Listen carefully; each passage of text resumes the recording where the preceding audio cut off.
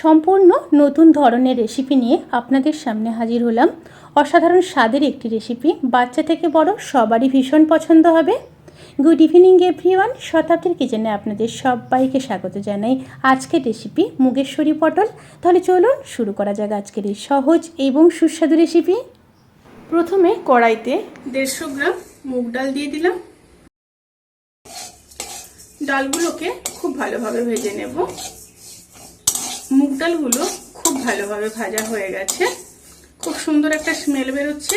এই সময় গ্যাসের ফ্লেমটাকে অফ করে দেব। অফ করে ঠান্ডা করে খুব ভালোভাবে ধুয়ে নেব। এবার কড়াইতে সর্ষের তেল দিয়ে দেব। তেলটা গরম হয়ে গেছে, এবার পটল দিয়ে দেব। এখানে পটল আছে 300 গ্রাম। সাথে খুবই সামান্য লবণ দিয়ে দিলাম। দিয়ে পটলগুলোকে খুব ভালোভাবে ভেজে নেব। পটলগুলোকে ভেজে নিয়ে তারপর ফিরে আসছি। পটলগুলো লাল লাল করে ভাজা হয়ে গেছে, এবার তুলে নেব।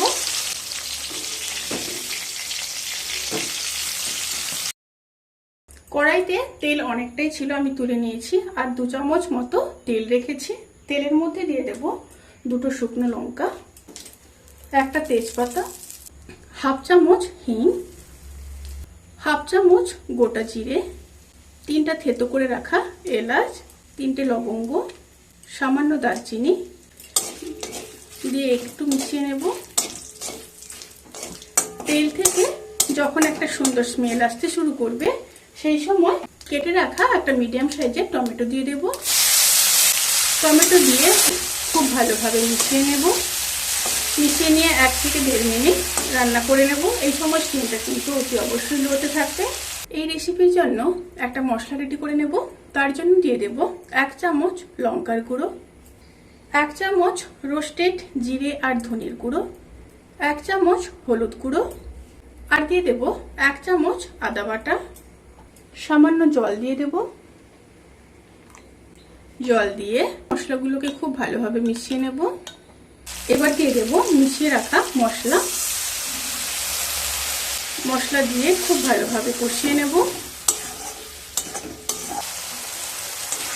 মশলাগুলো খুব ভালোভাবে কষানো হয়ে গেছে। এবার ধুয়ে রাখা ডালগুলোকে দিয়ে দেব। ডালগুলো দিয়ে মশলার সাথে খুব ভালোভাবে মিশিয়ে নেব। মিশিয়ে নিয়ে লো টু মিডিয়াম স্টিমে আবারও 1 থেকে 1.5 মিনিট কষিয়ে নেব। ডালগুলো খুব ভালোভাবে কষানো হয়ে গেছে। এবার কিছুটা জল দিয়ে দেব। এখানে প্রায় 200 ml মতো জল দিলাম। জলের সাথে ডালগুলোকে খুব ভালোভাবে মিশিয়ে নেব। এবার ফুটে আসা পর্যন্ত অপেক্ষা করব। ডালটা যখন ফুটে আসবে তখন স্টিমটাকে লো করে দিয়ে ডালটাকে প্রায় 80% সেদ্ধ করে নেব। তারপর ফিরে আসছি।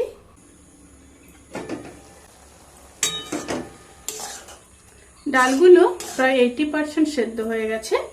এবার এই সময় ভেজে রাখা পটলগুলো দিয়ে দেব। পটলগুলো দিয়ে স্টিমটাকে হাই করে আবারও 1 মিনিট কষিয়ে নেব। খুব ভালোভাবে কষিয়ে নিয়েছি। এবার 150 ml দুধ দিয়ে দেবো। এখানে আমি গরুর দুধ ব্যবহার করছি। দুধটাকে গরম করে ঠান্ডা করে নিয়ে তারপর দিচ্ছি। আবারও খুব ভালোভাবে মিশিয়ে নেব। এবার দিয়ে দেব পরিমাণ মতো লবণ, উপর থেকে বেশ কিছুটা ধনেপাতা, আর দিয়ে দেব 2টো চেরা কাঁচা লঙ্কা দিয়ে একটু মিশিয়ে নেব। এবার আবারও ঢাকা দিয়ে 5 মিনিট লো টু মিডিয়াম স্টিমে রান্না করে নেব। রান্নাটি যখন প্রায় হয়ে আসবে সেই সময় ওপর থেকে 1 চামচ চিনি দিয়ে দেব। টেস্ট ব্যালেন্স করার জন্য অবশ্যই দিতে হবে।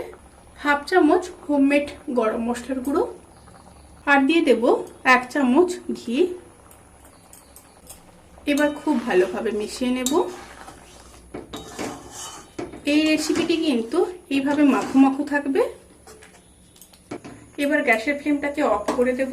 অফ করে ঢাকা দিয়ে 10 থেকে 15 মিনিট স্ট্যান্ডিং টাইমে রেখে তারপর সার্ভ করব।